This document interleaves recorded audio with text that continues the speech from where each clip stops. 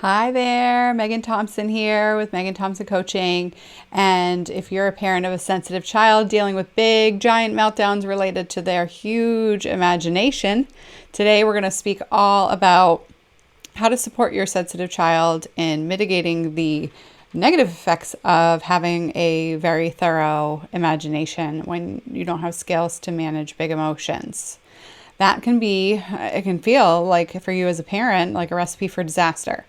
So let's talk all about symptoms of anxiety, frustration, aggravation that can add to the meltdown cycle today. And if you're parenting a sensitive kid whose meltdowns are daily, multiple times a day, or even multiple times a week beyond age 2, then you definitely want to make sure that you listen to today's show, because the challenges that we see consistently for parents in this is quite patterned. It's very common.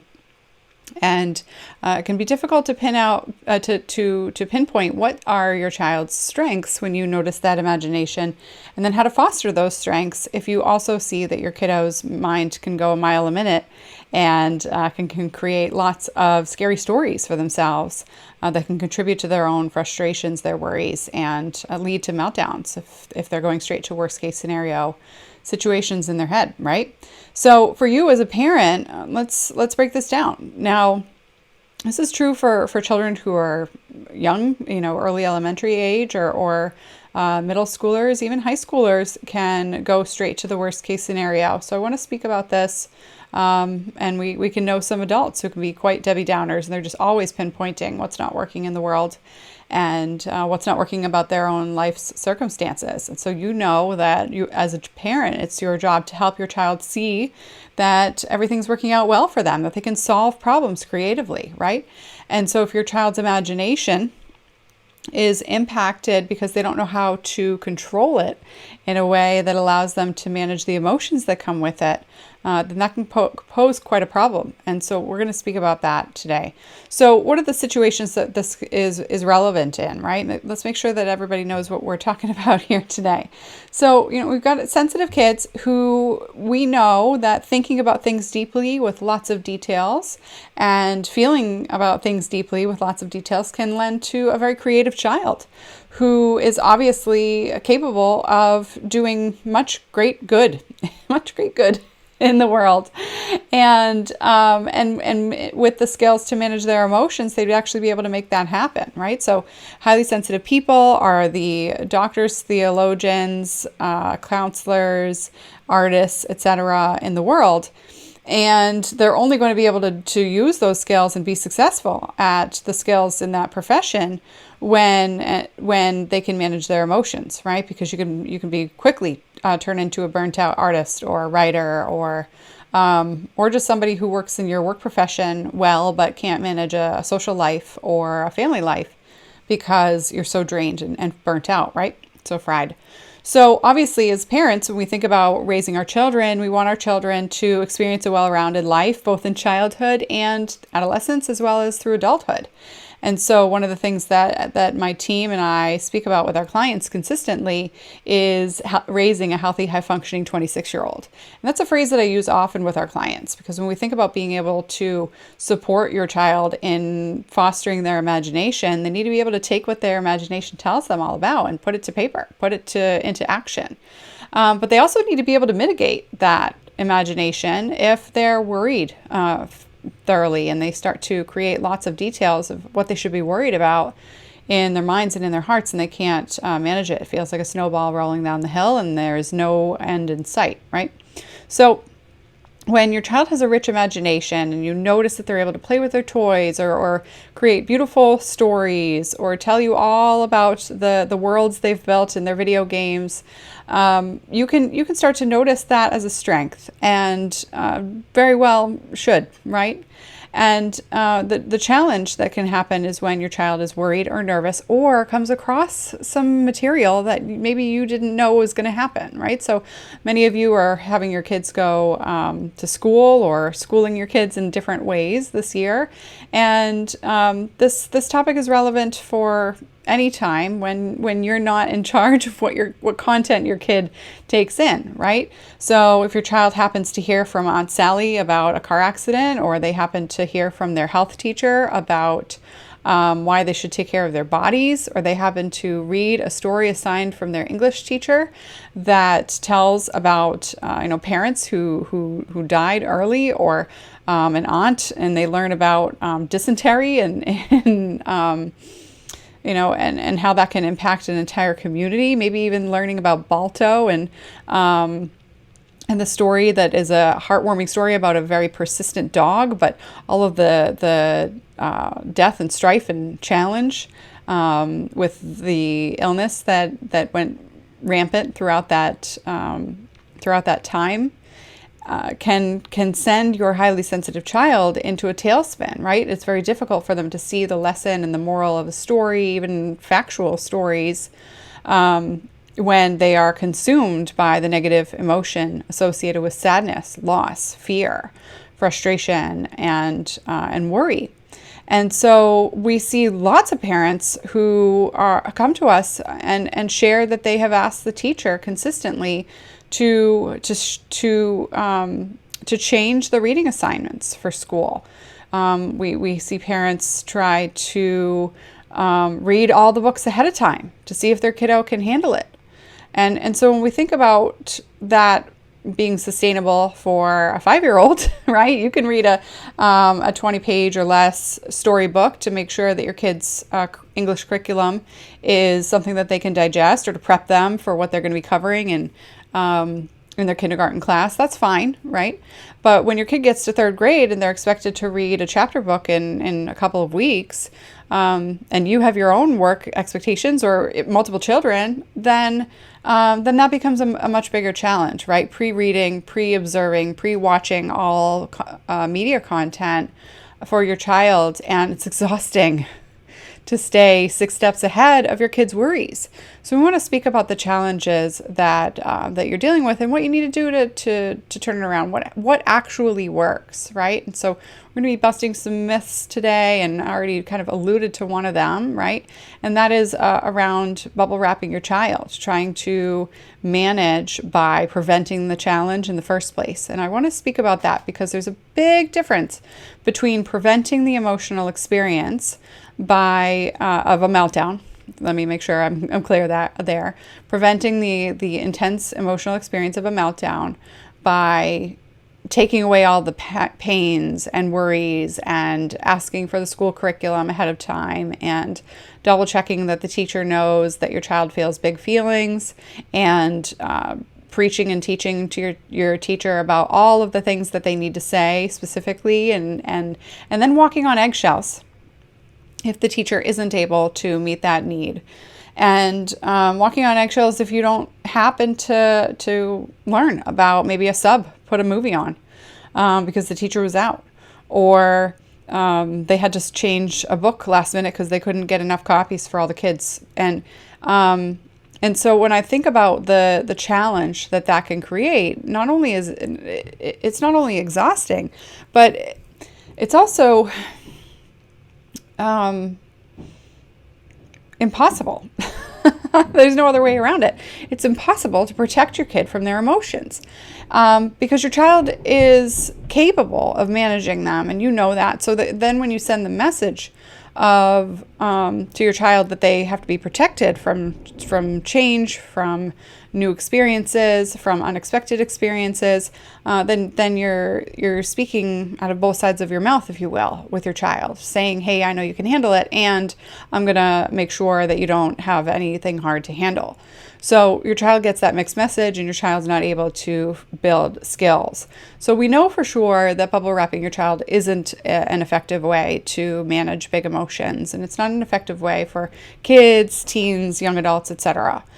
We could see parents who come to us who have decided to homeschool their kids because their kids can't manage their big emotions in school and can't manage the content in the classroom as well because of that. So it's not just that their emotions are big, when they're sad and disappointed. It's also that the curriculum is overwhelming for them. And now it's one thing for you as a parent if you've made an empowering choice to homeschool and this is a principled decision, right? But if it's a decision based out of survival, then that's something that you want to be able to take a look at. And we want to support you in double checking that that's the right fit for your family. So when we think about the challenge that highly sensitive kids are posed with when their big emotions take over, especially in that negative emotion and in learning and digesting media content, I'm not talking about, unsupervised social media content. Like, obviously, we want, as parents, to make sure our kids are watching age-appropriate material. What I'm talking about is having your kid participate in school, having your kid participate in sports and art activities, after-school curricular activities, without needing to walk on eggshells. That's what we're talking about. Without needing to feel like you have to edit everybody else's contribution to make sure that your kid feels emotionally safe. When the non-highly sensitive people or a general population, highly sensitive or not, is using widely accepted reading material, visual material, auditory material, radio material, etc., that most kids can tolerate, and you feel like your kid can't tolerate it, not out of a principled decision based on your family's values, but because you think that your child emotionally can't handle worrying about seemingly benign content. And so when we think about that challenge that we're really talking about here, for you as a parent, it's really important that you don't walk around trying to prevent all of these circumstances where your child is protected from those experiences. Because it puts your kid in a jail, if you will, of needing to feel like you run their life. And that can create a lot of frustration and comparison issues when your sensitive child compares themselves to other kids. And that creates a cycle where they feel they feel inadequate and incapable of managing their emotions, and they don't feel like they can trust that you trust that they can manage their emotions, right? So you can't control all of what your child consumes and enjoys in terms of media and reading and all of that. But what's really more important is that you can't control the way that your child's mind works. Now, don't get me wrong, you can absolutely, as a parent of a highly sensitive child, control the way that your child manages their big emotions. That is absolutely something that a parent has to learn, because sensitive kids only respond to a change in their parenting environment as the highest likelihood of being able to manage their emotions. So that's all of what we teach here at MTC, and something that you'll hear me say 6 ways to Sunday in 7 different ways, right? So that's really important to notice. And it's also true that your child needs to build those skills for themselves, and you are the catalyst for that. So if you've noticed that, but your approach isn't effective, keep listening. So the next thing that I want to speak about is that, if you can't hide your kid from the world, right? You can't keep them in a locked up closet, metaphorically, and you can't try to preserve your child's childhood by protecting them from their own emotional experience. Then how do you help your child manage their emotions when their mind wanders into the dark depths of negative experiences and worries, right? It's really important to also avoid reassuring your child, right? So one side of the pendulum would be to just cloak them in supervision and try to edit everything going their way so that you are the net that catches anything that your kid can't handle. And then the other end of that is saying, no, you know what, you don't need to worry about it. Everything is fine. This isn't that big of a deal. And, all of your other friends are able to read this book, so you should be able to do that too. Don't worry about the worries that you're adding to the story that isn't in the story. So, for example, your sensitive child might have a story to read about a firefighter who was fighting a fire and saved the family from the fire, and then your child notices that family lost their house or their belongings in that house that they lost. And your child might worry, as any child might be concerned with, highly sensitive or not. What happened to their things? What are they going to be able to do? How will they be able to, to furnish their house again? Will they have to move? But your highly sensitive child might go even further down that path and say, well, who are they going to ask for help? What's going to happen to that family that's helping them? Are they going to have enough money to feed their family if they're feeding somebody else's family? What if they don't get other people that help them? Or what if other people can only help them for a little bit? Will they have to move different houses before they find a new house or before their house is fixed? How long does that house take to be fixed, right? So I know that I could go on and on because you've heard this story, and since you're hearing it day in, day out, I won't. But it's also important to notice that if your sensitive child is adding all of those details about the backstory of the story that they're reading, in that moment, it can be a pretty easy urge for you as a parent to say, honey, that's not in the story. Let's not mind ourselves to that. Let's not worry about that, right? And that change, that shift to redirecting your child to focus on something else also isn't going to be effective, because it puts your child in a position to ignore their concerns and rather than manage them. And there's a big difference between being able to sift out what's relevant, what's not relevant in any story for an educational assignment or an artistic assignment, whatever, and being able to manage the fact that your child is actually empathetic towards the character in the book and needs to be able to manage that emotion. And that's different than managing the facts of the story and whether or not the facts of the story need to be added with even more misery and worry and uncertainty, right? And so all you're doing is focusing on the facts of the story. Hey, sweetheart, that's not in the story. Don't add more problems for this family to worry about. The narrator of the story or the author of the book didn't add that part in, so we don't need to put that two and two together, right? The other piece about that is it doesn't take into account how vivid your child's imagination actually is, right? So highly sensitive kids' big, deep feeling emotions are also compounded by their big, deep, thorough imaginations.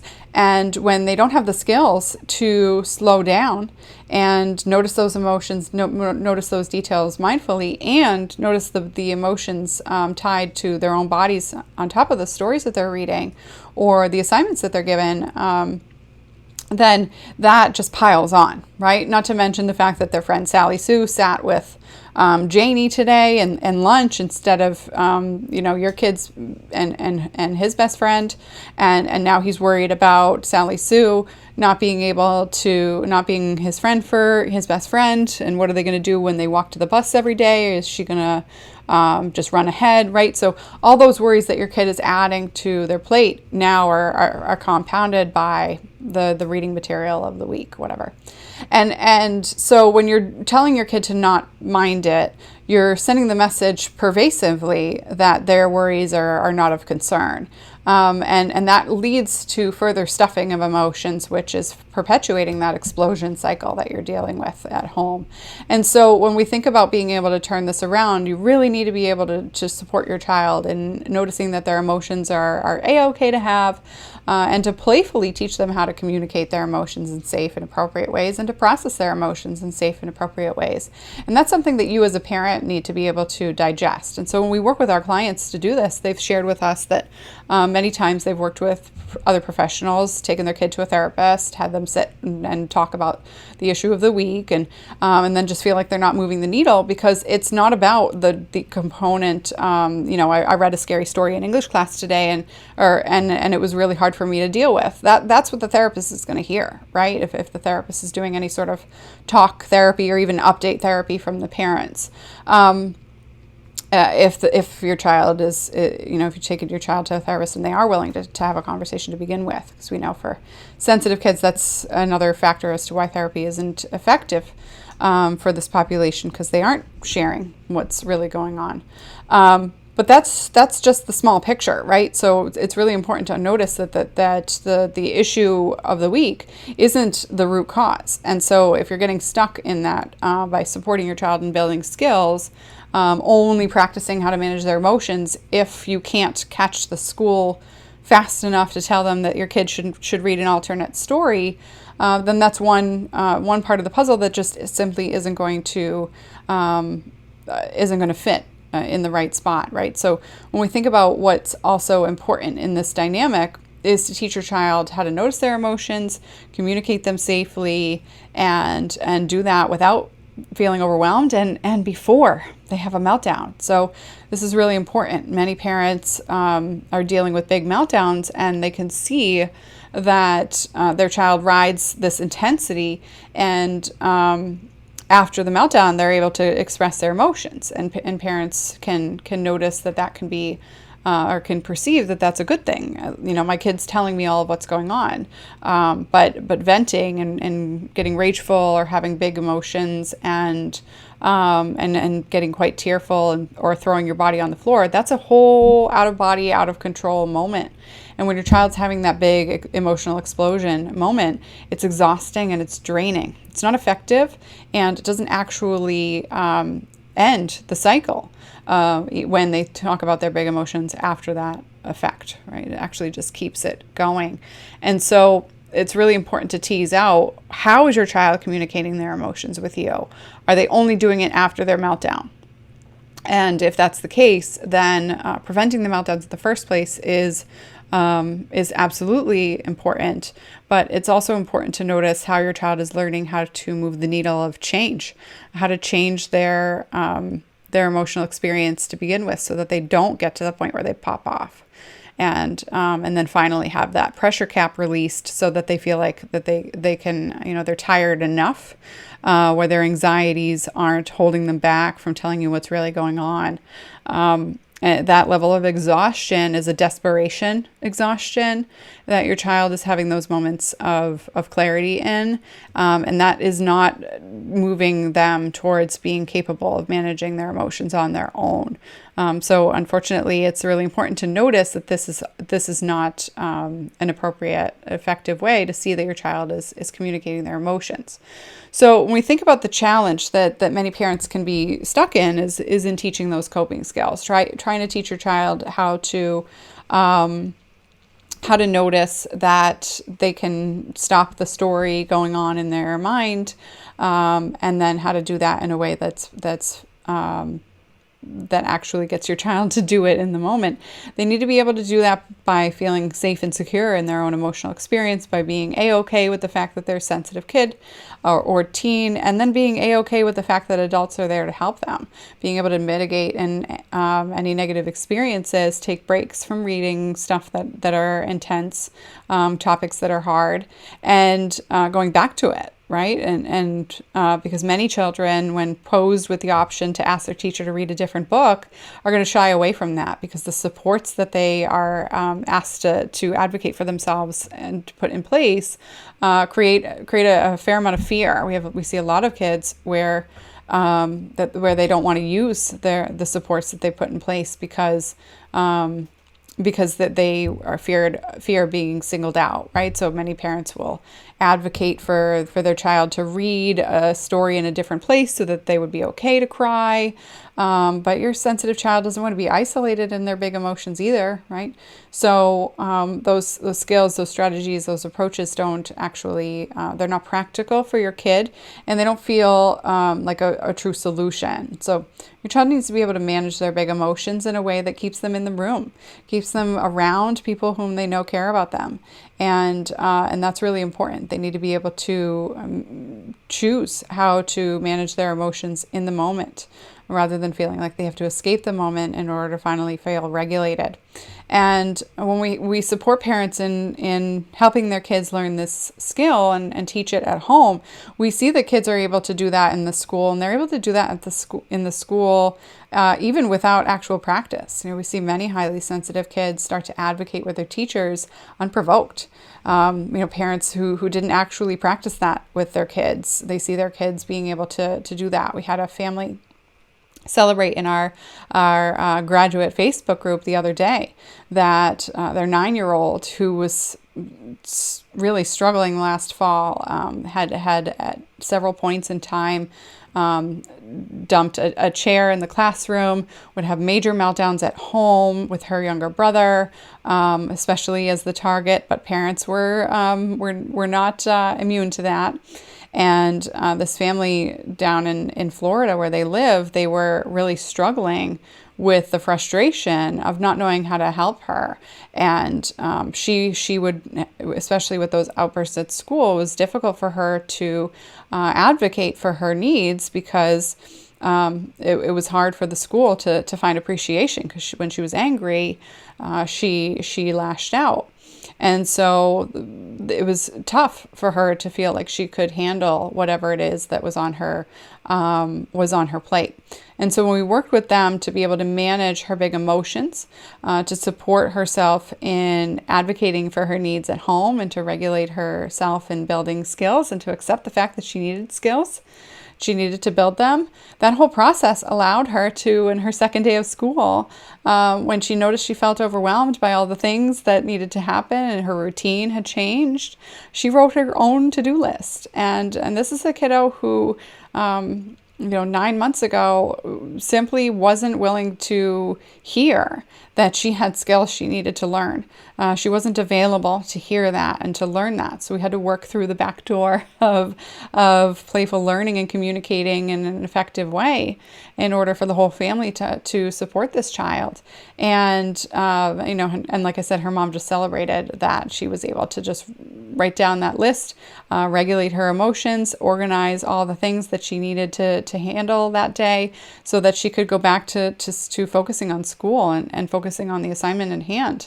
And so when we think about kids being able to manage themselves in whatever educational setting that you choose or is available to you right now, it's important to notice that it's not just about the content. It's not just about your kid's imagination. It's also about their stress management skills and what they're capable of.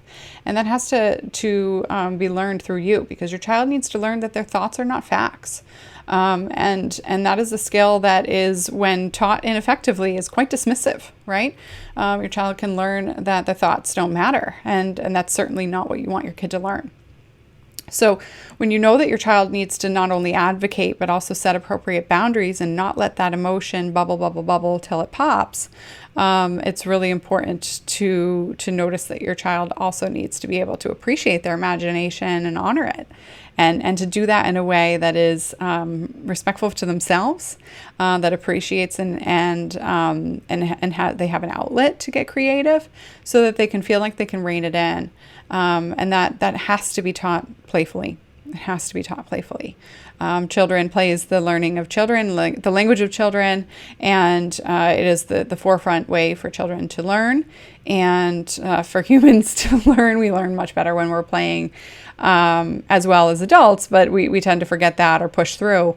With that being said, when we teach our clients and our clients teach their kids how to playfully communicate, it is so much more effective at managing big emotions, and children feel way more capable, and they actually demonstrate spontaneous advocacy for their own needs. So much less mitigation happening.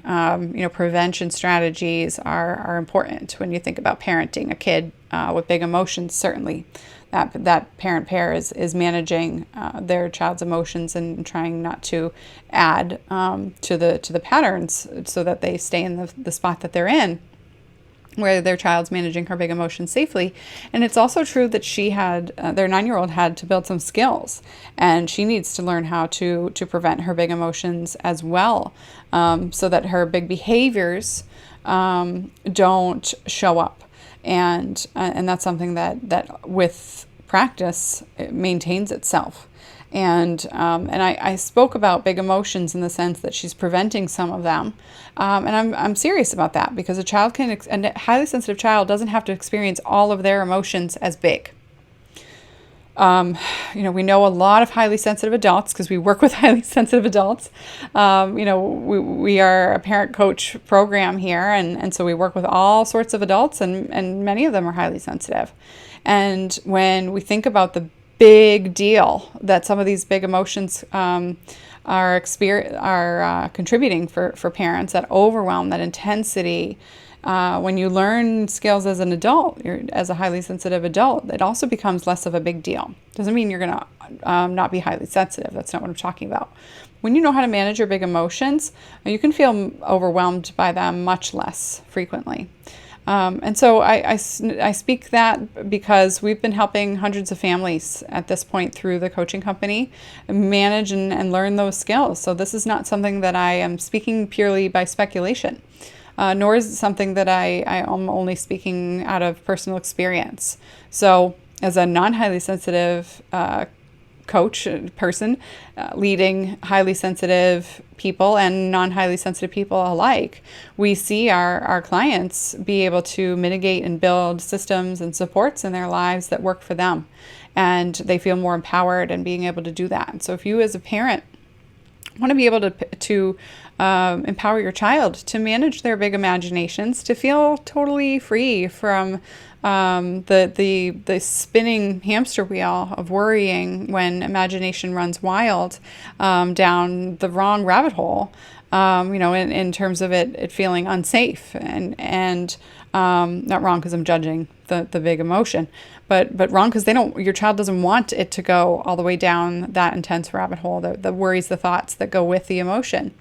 Then I encourage you to book a call, have a conversation with our team. Go to meganthompsoncoaching.com/talk, and we will have a conversation about where you're stuck, where you're frustrated in terms of supporting your sensitive child, what you've already tried, and if we're the ones to help you, we'll tell you exactly how that works.